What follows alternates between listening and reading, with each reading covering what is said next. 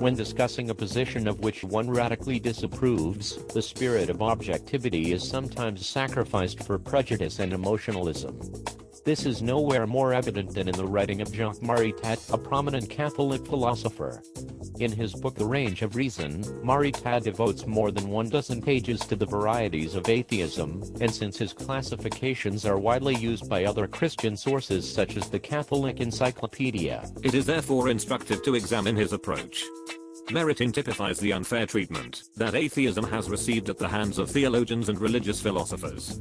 Although Maritain presumably intends his classifications to be fair and impartial, they reek of his personal dislike for atheism.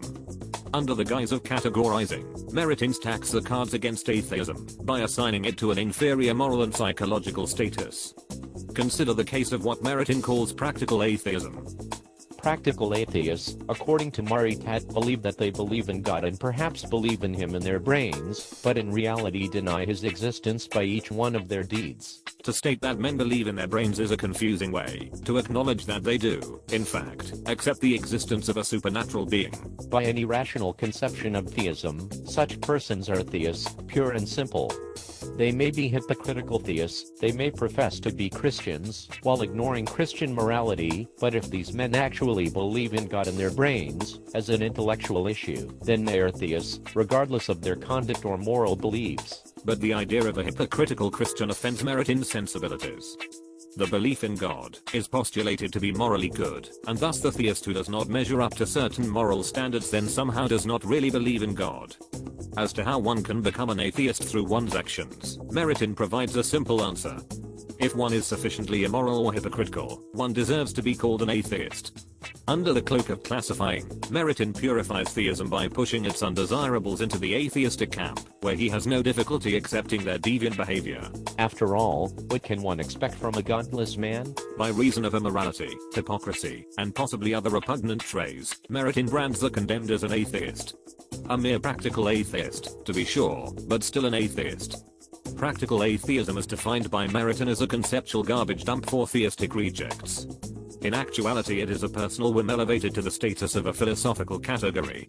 If deviousness is also incompatible with theism, then Maritain himself qualifies as a practical atheist. The other form of atheism, according to Maritain, is absolute atheism.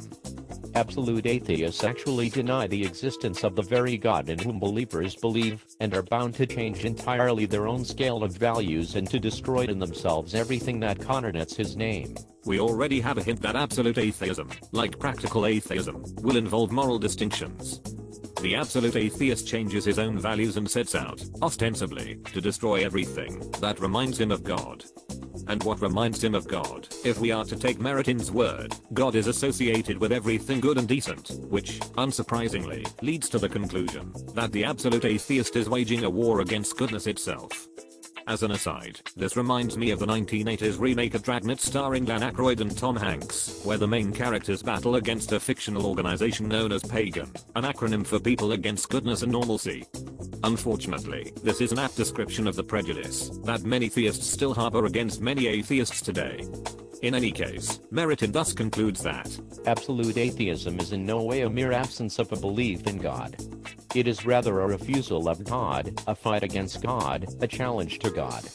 And when it achieves victory, it changes man in his own inner behavior. It gives man a kind of stolid solidity, as if the spirit of man had been stuffed with dead substance and his organic tissues turned to stone. Maritain's practical and absolute atheism are considered to be comprehensive categories, so the prospective atheist has a choice of classifying himself as a hypocrite, or as one constantly engaged in the destruction of values, hardly attractive or even accurate alternatives, but it gives Maritain a vehicle for supposedly destroying atheism without worrying about such mundane affairs as fairness, accuracy, intellectual respect or rational arguments.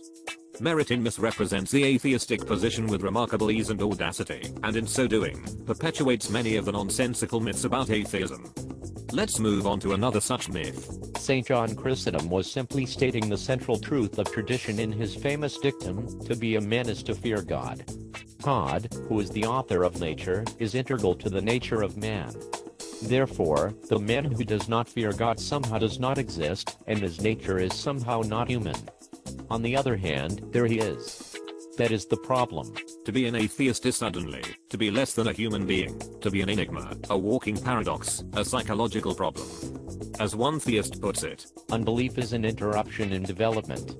Mental health, asserts one psychologist, demands good interpersonal relations with oneself, with others, and with God. Which, as Thomas Sass observes, neatly places all atheists in the class of the mentally sick.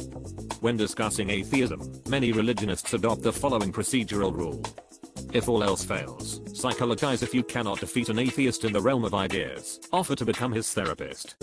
Sympathize with him, inform him of his buried psychological problems that lead to his rejection of God.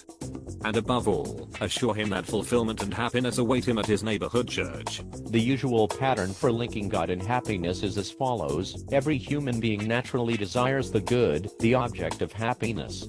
God is the ultimate, self-subsisting good. Therefore every person naturally desires God as a corollary of his nature as a human being.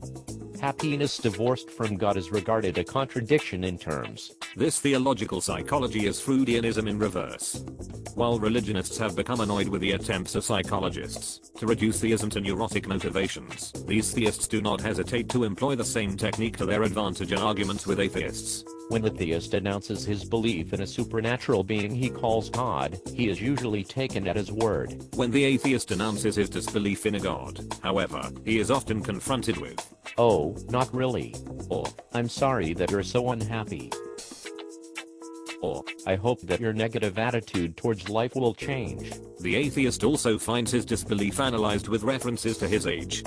If the atheist is young, his disbelief is attributed to youthful rebellion and immaturity, a phase that will hopefully pass. If the atheist is middle-aged, his disbelief is traced to the frustration of the daily routine, the bitterness of failure in life or career, or the alienation from oneself and one's fellow man, and of course, God Almighty. If the atheist is old, the explanation is said to lie in the disillusionment, cynicism, and loneliness that sometimes accompany one in the later years. Contrary to what many theists like to believe, atheism is not a form of neurotic rebellion or mental illness. To label atheism as a psychological problem is a feeble, almost laughable attempt to evade the fundamental questions of truth and falsity, such as is theism true? What reasons and evidence are there for believing in a God in the first place? Furthermore, there is a gross dishonesty involved in offering happiness as a motivation for believing in a God. Theists who appeal to happiness as a reward for belief display a shocking disregard for intellectuality in the pursuit of what is true. Even if theism did lead inexorably to happiness, which it does not, this would not demonstrate its correctness. I'm reminded of John Stuart Mill at this point, and his assertion that it would be better to be Socrates dissatisfied than a pig satisfied. In any event, the theist who attempts to defeat atheism by subordinating truth to emotionalism accomplishes nothing aside from revealing his contempt for man's ability to think.